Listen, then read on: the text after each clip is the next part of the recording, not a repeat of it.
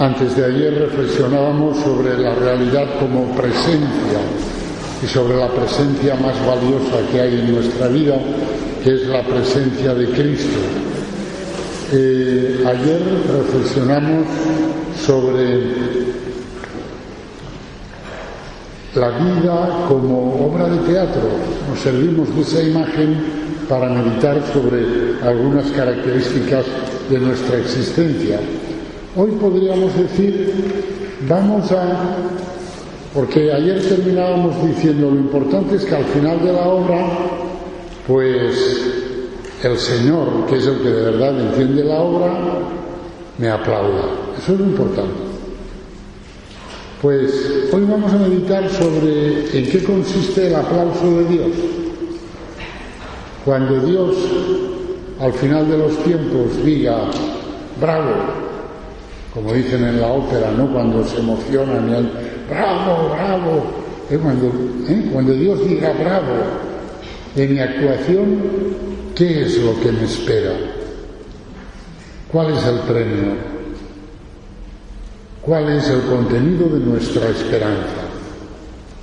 El contenido de nuestra esperanza, queridos hermanos, se puede expresar en una palabra: la resurrección. Los hombres de todos los tiempos han creído en la inmortalidad del alma.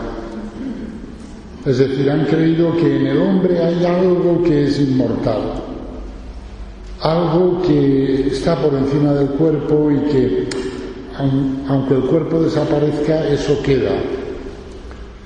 Pero lo que nosotros creemos no es eso. Nosotros no creemos que en el hombre hay algo que no desaparece con la muerte. Nosotros creemos en la resurrección de la carne o en la resurrección de los muertos. De las dos maneras lo decimos. Y este es un convencimiento típicamente cristiano. Tertuliano, que fue uno de los padres de la Iglesia, sabéis que llamamos padres de la Iglesia a aquellos cristianos de los primeros siglos que pensaron la fe cristiana de una manera eminente, es decir, que la Iglesia, al ver lo que ellos han reflexionado, escrito, han dicho, verdaderamente este hombre es que lo dijo estupendamente bien lo que es ser cristiano, y a estos hombres los llama la Iglesia los padres de la Iglesia, ¿no? Pues Tertuliano escribe: la esperanza de los cristianos consiste en la resurrección de los muertos. En este acto de fe se encierra todo lo que nosotros somos. Y efectivamente, así nos veían los demás. Los paganos de los primeros siglos se burlaban de los cristianos diciendo: estos son los locos estos que dicen que lo que se come el sarcófago es una palabra que viene del griego y que literalmente significa comedor de carne. Y ellos decían: estos cristianos son los tontos estos, los locos que dicen que la carne que es comida, o sea, que es corroída en la tumba, va a resucitar. Como diciendo, están chiflados. Los paganos vieron que el contenido de nuestra fe y de nuestra esperanza se puede resumir en esta palabra: la resurrección de la carne. San Pablo ya hizo ver que esto es el corazón del cristianismo cuando escribió: ahora bien, si se predica que Cristo ha resucitado de entre los muertos, ¿cómo andan diciendo algunos de vosotros que no hay resurrección de muertos? Si no hay resurrección de muertos, tampoco Cristo resucitó. Y si no resucitó Cristo, vacía es nuestra predicación, vacía también vuestra fe. O sea, Pablo dice: si no hay resurrección, todo lo que yo os he predicado no vale nada. Y todo lo que vosotros habéis creído tampoco vale nada. Porque el corazón de todo lo que yo os he predicado es que Cristo ha resucitado y que ha resucitado como primicia de todos nosotros, por lo tanto que estamos llamados a resucitar. La Sagrada Escritura entiende por cuerpo la dimensión del hombre con la cual el hombre se relaciona con los demás hombres y con el mundo material.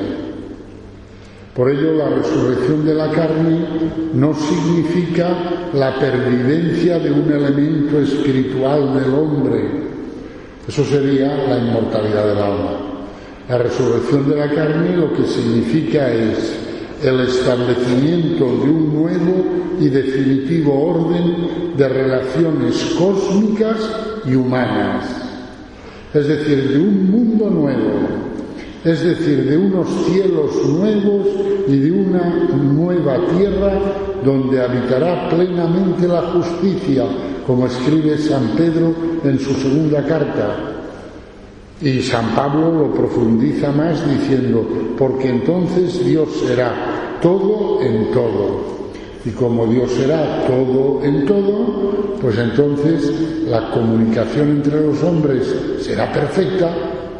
El cuerpo nos sirve para comunicar entre los hombres, para encontrarnos unos a otros, ¿comprendéis? Y también la comunicación con el mundo, la relación con el cosmos. Por lo tanto, lo que nosotros esperamos es un universo nuevo, plenamente transfigurado por el poder del Espíritu Santo, en el que veremos cumplido, realizado, el anhelo por el que ahora gemimos, que es el rescate de nuestro cuerpo, como dice San Pablo en la carta a los romanos. Al decir el rescate de nuestro cuerpo, pues está diciendo la liberación de todo lo que el cuerpo actual que tenemos ahora supone de cansancio, de decrepitud, de envejecimiento, de muerte, de la necesidad de morir. Pues la liberación de todo eso es el rescate de nuestro cuerpo. Pero no solo eso, también de lo que el cuerpo supone de opacidad para las relaciones humanas. Una de las cosas que cuando uno piensa, ¿y si me muero pronto? ¿Qué me gustaría poder arreglar antes? Pues una de las cosas es eso de que quiero a determinadas personas y no consigo expresarlo, y no consigo... ¿Qué pasa?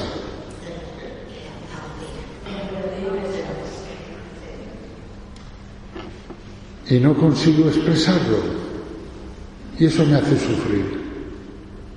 Me voy a ir de este mundo habiendo querido mucho a determinadas personas y no habré sido capaz de hacérselo sentir. ¿Veis? Eso es un límite de nuestro cuerpo. Y el rescate de nuestro cuerpo en la resurrección, esos límites van a ser superados y nuestra corporalidad resucitada, gloriosa, será plenamente expresiva. Y por lo tanto desaparecerán todos esos malentendidos que ahora marcan nuestra vida y que nos hacen sufrir. Bien, como os he dicho, los paganos se reían de esta creencia cristiana, la resurrección de la carne o la resurrección de los muertos. Cuando San Pablo llegó al Areópago de Atenas, hizo allí una predicación muy interesante, ¿no? Donde se sirvió de la filosofía griega, incluso de alguna estatua que tenían allí, al dios desconocido, etcétera. Pues la gente le escuchó con atención hasta que llegó el momento en que habló de la resurrección de los muertos, y entonces lo tomaron por un chiflado. Y se levantaron y dijeron, bueno, ya te escucharemos otra vez, y se marcharon. También hay que decir, no todos, porque algunos se quedaron y creyeron. Pero eso es así.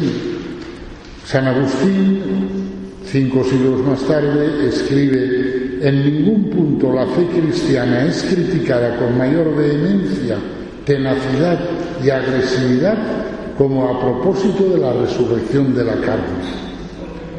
La razón, como sigue diciendo el mismo San Agustín, consiste en que no es lo mismo afirmar, como hacían la mayoría de los filósofos de su tiempo y como cree el sentir general de la humanidad, que el espíritu del hombre es inmortal, que afirmar la resurrección de la carne. La resurrección de la carne la expresó ya en el Antiguo Testamento con palabras admirables el santo Job, cuando dijo: creo que al final de los tiempos he de resucitar del polvo, y en esta carne mía contemplaré a Dios mi Salvador. Lo veré yo mismo, no otro, mis propios ojos lo contemplarán. Esto es lo revolucionario. Estos ojos que se comerá el sepulcro, pues estos mismos ojos contemplarán a Dios mi Salvador, porque yo resucitaré. También hoy en día este artículo fundamental de nuestra fe y de nuestra esperanza pues está como muy atacado, por un lado por una concepción materialista de la vida humana que piensa que con la muerte termina todo, que te mueres al hoyo y ya está, y de ahí no ha vuelto nadie. Mentira, ha vuelto Jesucristo, que lo pusieron en el hoyo, pero volvió. Pero bueno, y por otro lado por una concepción espiritualista, que no es lo mismo que espiritual, que minusvalora la realidad del cuerpo del hombre y que es proclive a aceptar las teorías de la reencarnación, ¿no? Porque le parece como más democrático, por decir así. No, es que yo quiero tener una segunda oportunidad, y una tercera, y una cuarta, y una quinta, venga, de reencarnación en reencarnación. Y hay quien dice que la reencarnación no es contraria a la fe cristiana, sí lo es. O mejor dicho, la reencarnación es una creencia anterior al cristianismo. Por lo tanto, lo que hay que decir es que la fe cristiana es incompatible con la teoría de la reencarnación, como lo dice contundentemente la carta a los Hebreos, donde leemos: el destino de los hombres es que mueran una sola vez y luego ser juzgados. Por lo tanto, la palabra de Dios es formal. El hombre muere una sola vez. No está muriendo de esta existencia para empezar otra, después morirá de esa otra, pero empezará una tercera y así sucesiva, progresiva, indefinidamente, hasta que se libere del karma y tal. No. Los padres de la Iglesia conocían perfectamente la creencia en la reencarnación y veían con tanta claridad que era incompatible con la fe cristiana que ni se molestaron en pronunciarse sobre ella, porque era algo evidente. Si uno es cristiano, cree en la resurrección de la carne, no cree en la reencarnación. Es bueno recordarlo ahora.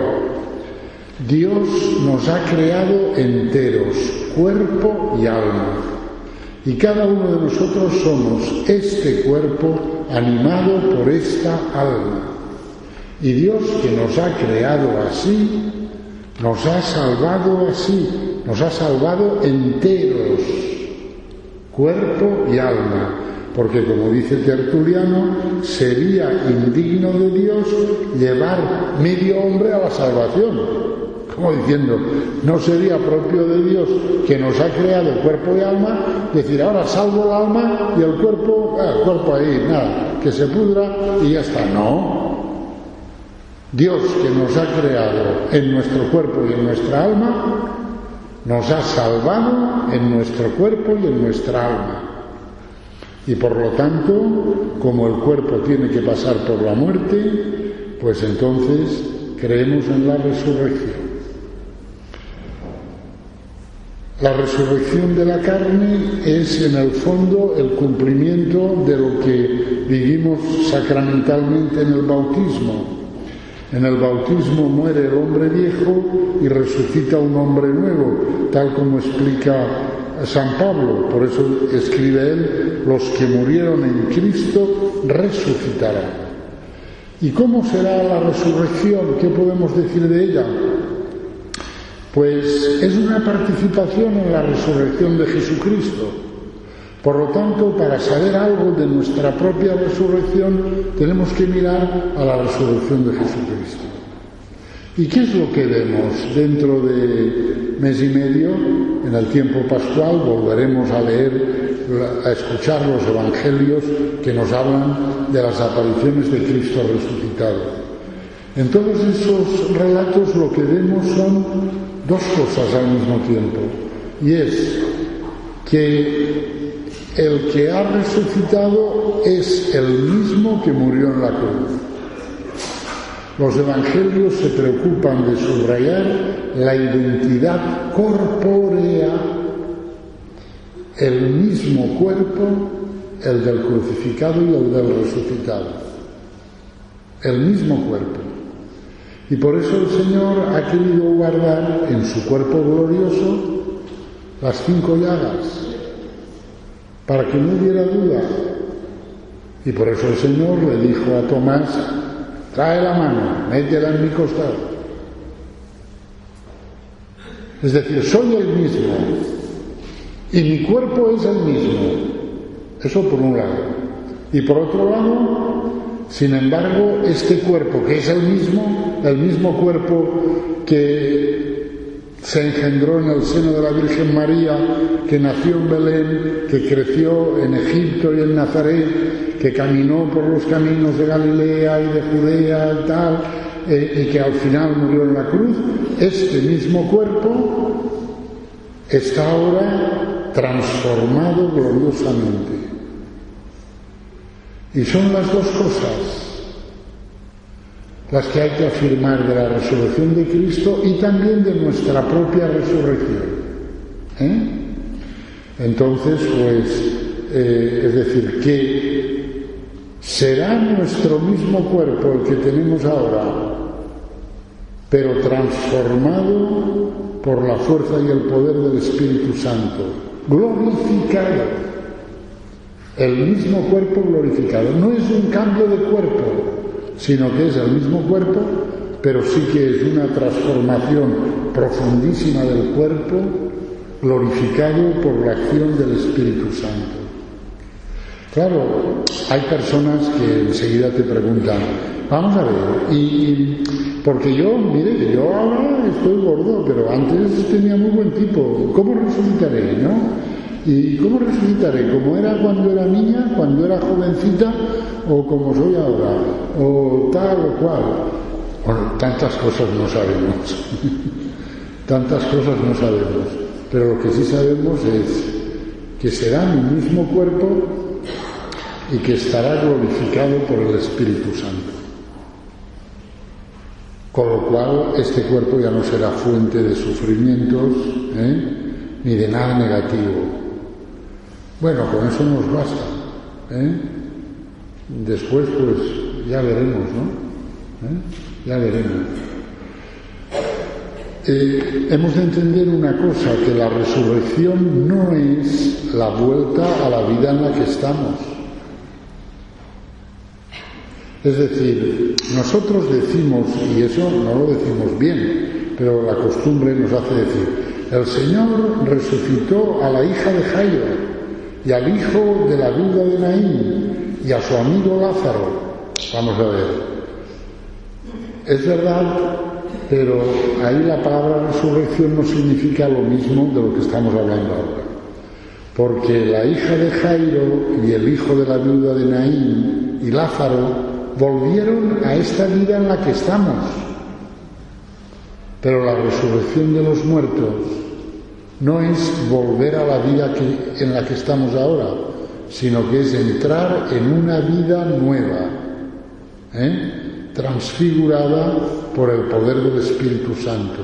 Es como decían los padres de la Iglesia, entrar en un nuevo eón, que quiere decir en una nueva edad del mundo, de la realidad. Es entrar en los tiempos escatológicos últimos, definitivos, es entrar en la existencia propia de los cielos nuevos y de la tierra nueva. Pues eso es. Eso, que es lo que vemos en Cristo resucitado, eso es lo que esperamos también para cada uno de nosotros por la misericordia del Señor. Como escribe San Pablo en la carta a los Filipenses, Cristo transfigurará este miserable cuerpo nuestro en un cuerpo glorioso como el suyo, en virtud del poder que tiene de someter así todas las cosas. Transfigurará este miserable cuerpo nuestro en un cuerpo glorioso como el suyo. Ese es el contenido de nuestra esperanza. Con lo cual la muerte es como una especie de mudanza, de mudanza. Se descompone la casa en la que estamos ahora, que es nuestro cuerpo, el que Dios nos ha dado a través de la unión de nuestros padres, se descompone, empiezan las goteras, como aquí, ¿verdad? Pero las goteras ya no se dan, las de aquí, Dios mediante, las arreglaremos, las quitaremos,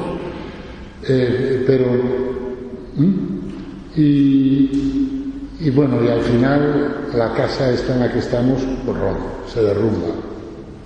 Pero el Señor nos ha preparado una casa nueva, mucho mejor, en el cielo. Y eso es la resurrección, la nueva casa. Ese mismo cuerpo, pero resucitado y transfigurado por el poder y la fuerza del Espíritu Santo. En ese sentido me acuerdo de este gran escritor francés que fue Paul Claudel, que se convirtió, como sabéis, bueno, él estaba bautizado pero vivía al margen de la Iglesia y de la fe cristiana y tal, ¿no? Y se convirtió en la noche de Navidad. Aquel año hubo en esa noche 3 conversiones importantísimas en Francia. La de Teresita, la de Paul Claudel y la de Carlos de Foucault. Interesante. Paul Claudel estaba allí en la Catedral de París, en Notre Dame, cerca de la imagen de la Virgen, creo que era en el rezo de vísperas, y en el canto del Magnificat, pues se convirtió. Paul Claudel, que fue un artista cristiano, escribió el epitafio que quería que pusieran en su tumba, y escribió este epitafio: aquí yacen los restos y la semilla de Paul Claudel. Está muy bien dicho. O sea, yo soy Paul Claudel, me muero, me voy, pero aquí quedan unos restos, que es mi cuerpo, que se va corrompiendo.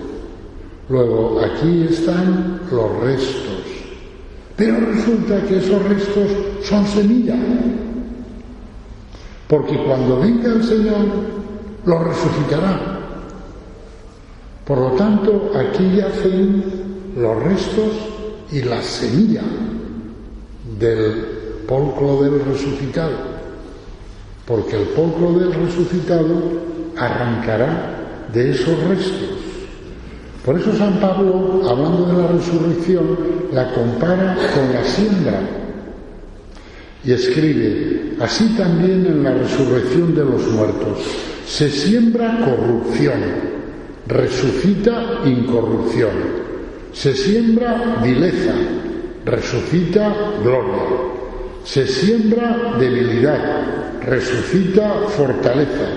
Se siembra un cuerpo natural, resucita un cuerpo espiritual.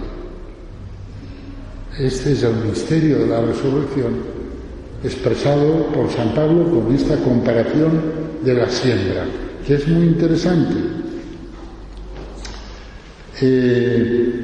Me lo habéis oído en otras ocasiones, pero lo quiero volver a decir.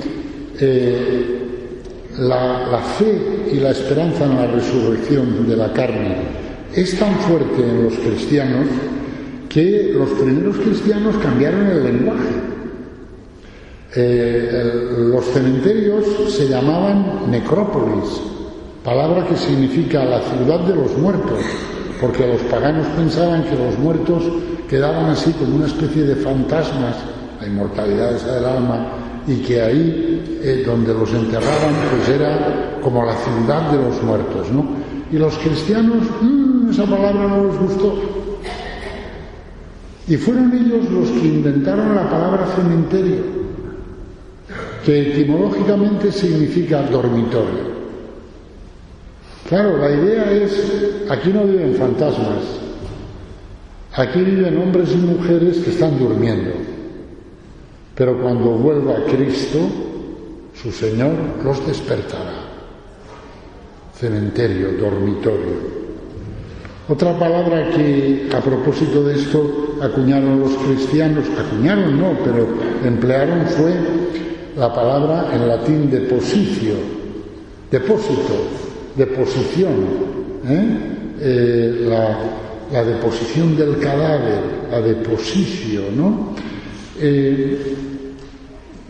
¿Por qué? Porque esta palabra tiene un matiz jurídico que significa, esto es una cosa que dejo en depósito, pero ojo, tiene dueño.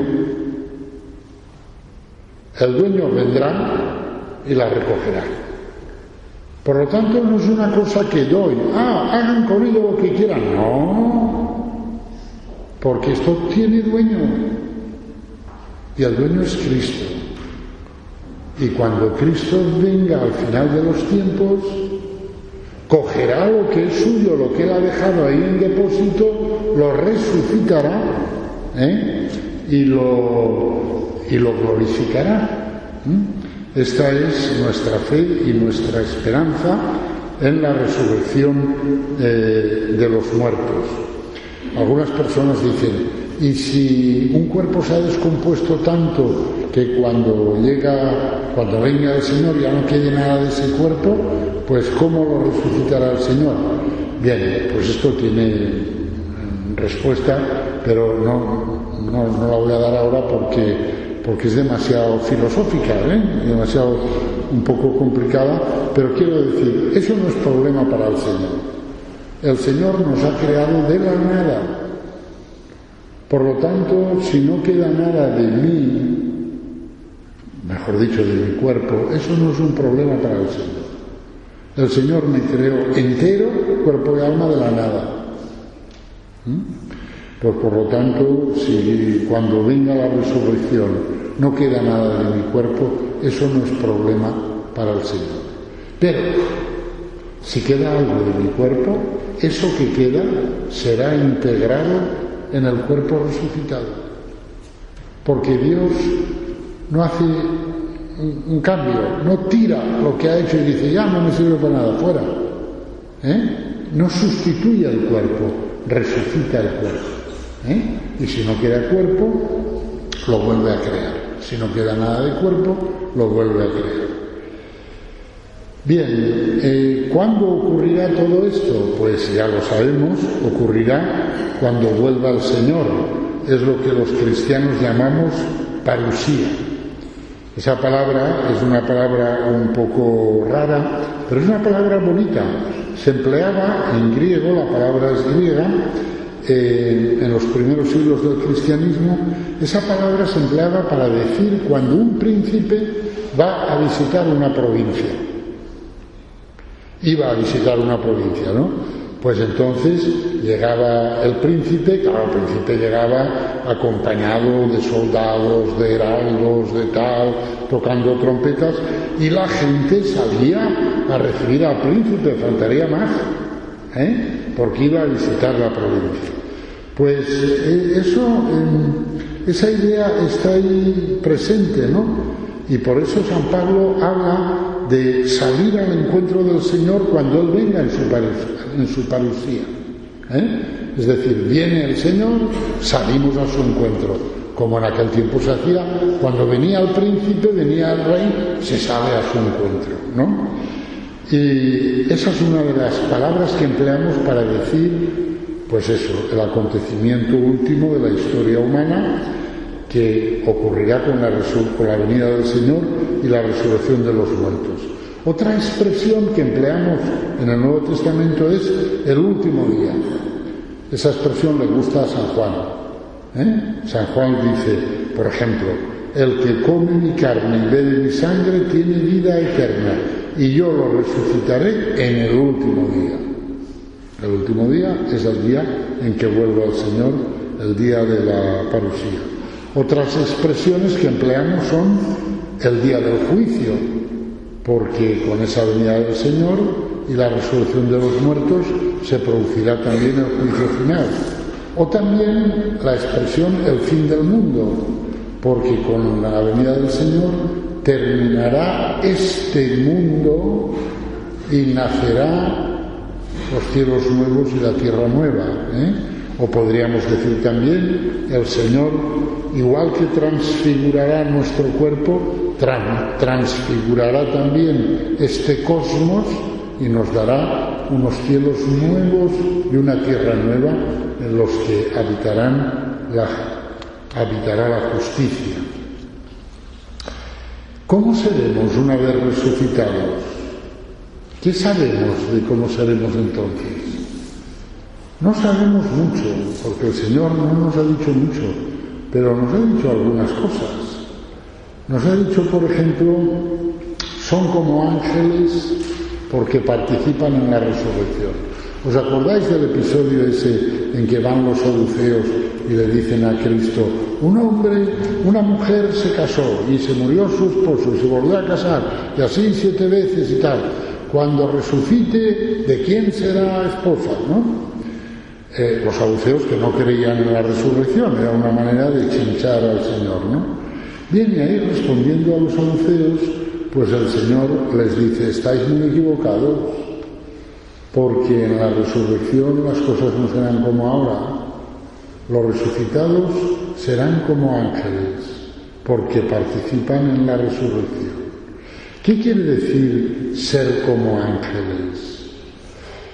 Quiere decir, ojo, no quiere decir que no tendrán cuerpo, porque justamente al resucitar volveremos a tener cuerpo. Lo que quiere decir es, entrarán en una relación tan directa e inmediata con Dios como la que tienen los ángeles. De tal manera que la presencia de Dios en su vida lo llenará todo y colmará todas las necesidades de su ser, hasta el punto de que ya no necesitarán para nada el matrimonio. El matrimonio surgió cuando Dios constató que no es bueno que el hombre esté solo, pero siendo como ángeles, es decir, viviendo en la presencia directa e inmediata de Dios, ya nadie está solo. Ya no hay soledad. Dios colma todos los rincones del corazón. Por lo tanto, eso es lo que quiere decir ser como ángeles, ¿no? Y eso ya en el Antiguo Testamento más o menos se barruntaba, ¿no? Cuando, por ejemplo, en el Salmo 16 leemos, al despertar me saciaré de tu semblante, Señor. Al despertar significa al resucitar. Cuando resucite, me saciaré de tu semblante, Señor. La contemplación de tu rostro, la relación directa e inmediata contigo, me colmará por completo. Ya no estaré solo. Ya el matrimonio, que es la respuesta a la soledad, ya no tiene sentido.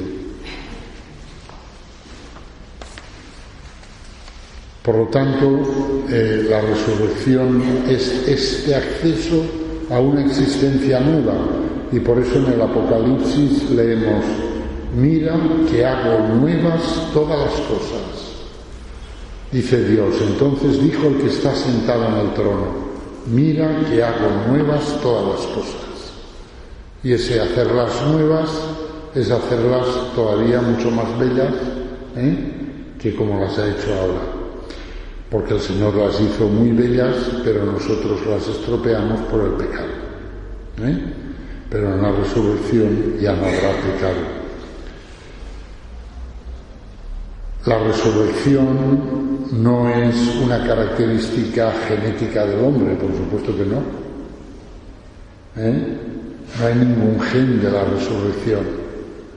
La resurrección es un milagro de Dios, es una acción poderosa del Señor, es un regalo suyo que Él dará, como dice en este Evangelio, a los que sean juzgados dignos. Porque en esta respuesta a los a los saduceos, el Señor dice, pero los que sean juzgados dignos de la resurrección, como diciendo, la resurrección se entiende gloriosa, para gloria, será para los que sean juzgados dignos de ella. Eso nos recuerda la importancia de lo que hagamos con nuestra libertad. Porque el Señor juzgará lo que hemos hecho con nuestra libertad y dirá, es digno de la resurrección gloriosa.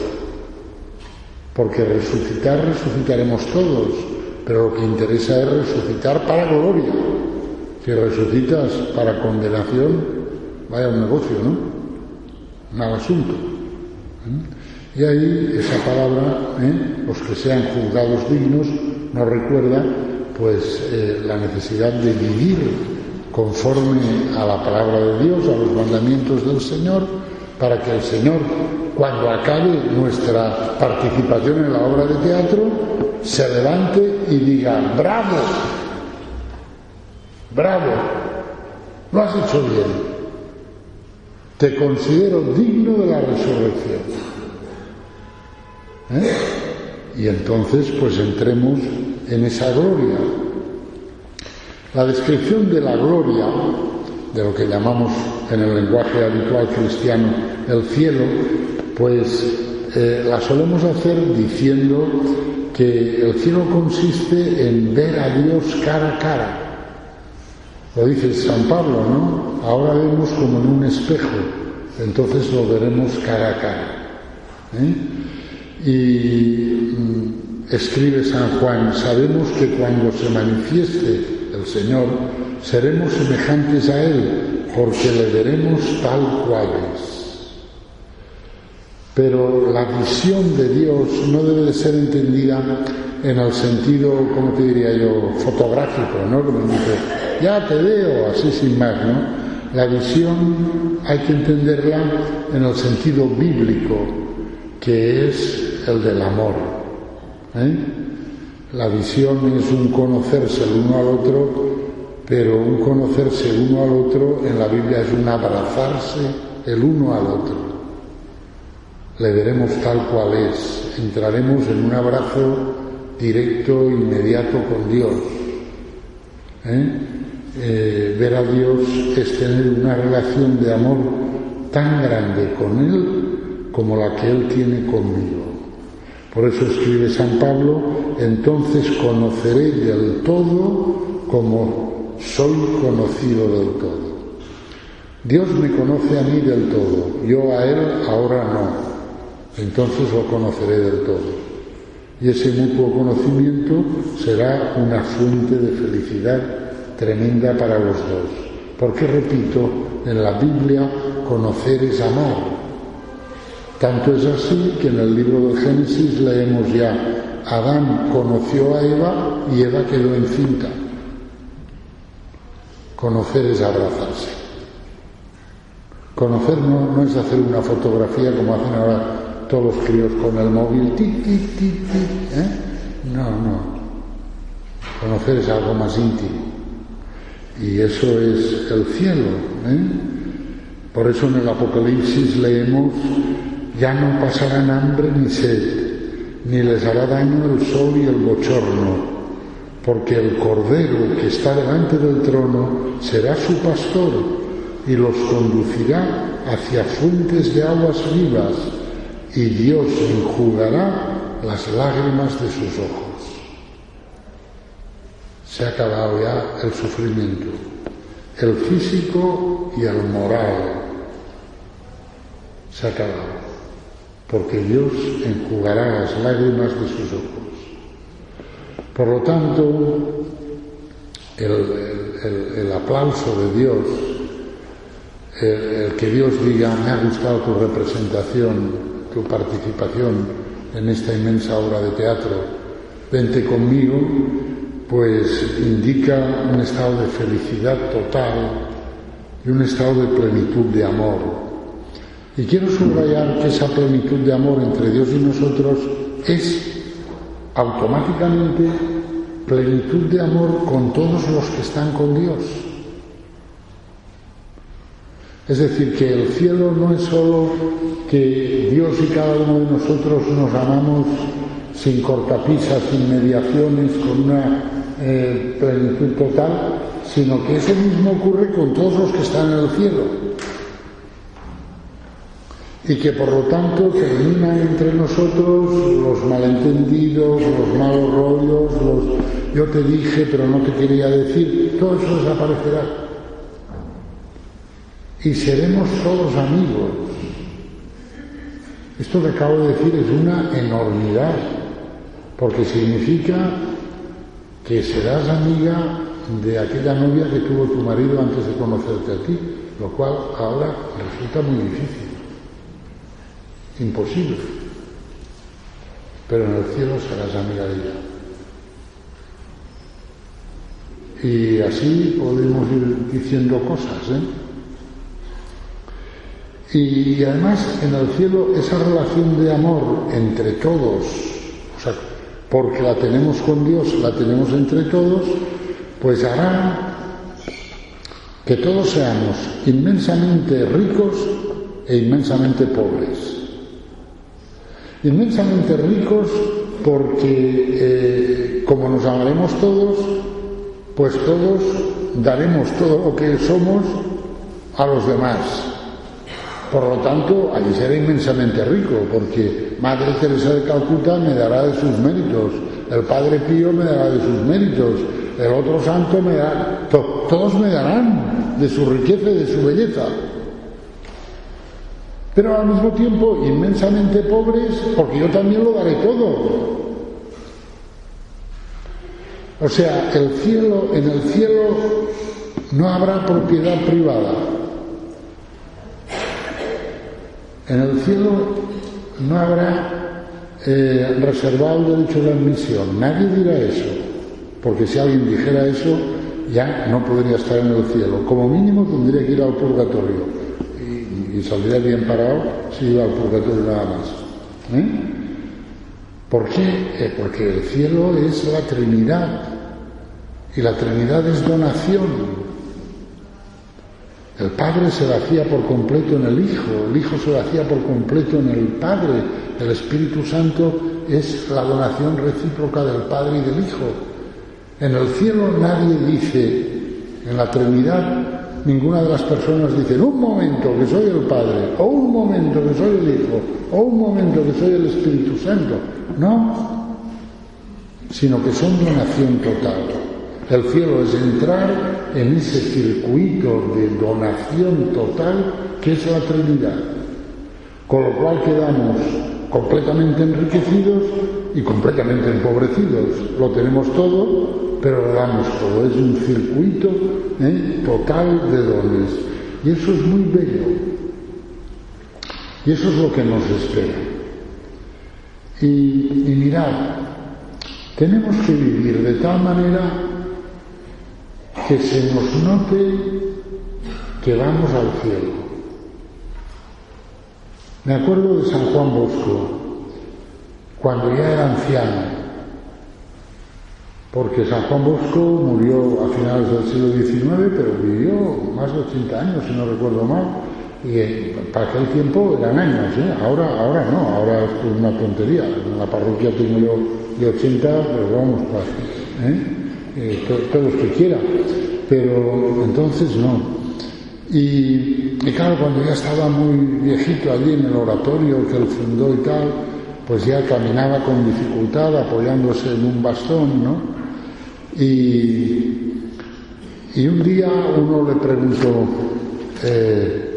Don Bosco, ¿dónde va? ¿Dónde va, Don Bosco?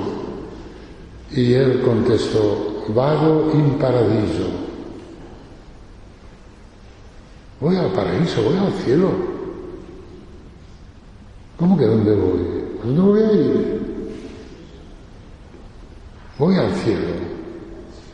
Y mirad, una de las cosas que más me gusta de este gran santo es lo que contó un anciano que lo conoció cuando era un chaval, un chiquitín. Al final de la vida de San Juan Bosco, él estuvo allí en el oratorio y entonces el testimonio de este hombre, que a lo mejor todavía vive, o no lo sé, no vivirá, pero vivió hasta hace pocos años, y dijo esta cosa preciosa de San Juan Bosco. Dijo, nos hablaba del cielo como si hubiera estado en él. Eso se nos tiene que notar a nosotros. Nosotros, la gente que nos trate y que nos vea, tienen que de algún modo tienen que ver que este hombre, esta mujer, ¿hacia dónde va? Va hacia el cielo. Y habla del cielo como si hubiera estado en él. Bueno, pues que el Señor nos conceda una fe y una esperanza grandísima, como lo merece, puesto que nos la ha obtenido Él con su muerte y resurrección, en nuestra propia resurrección, en la resurrección de la carne. En el nombre del Padre, y del Hijo, y del Espíritu Santo.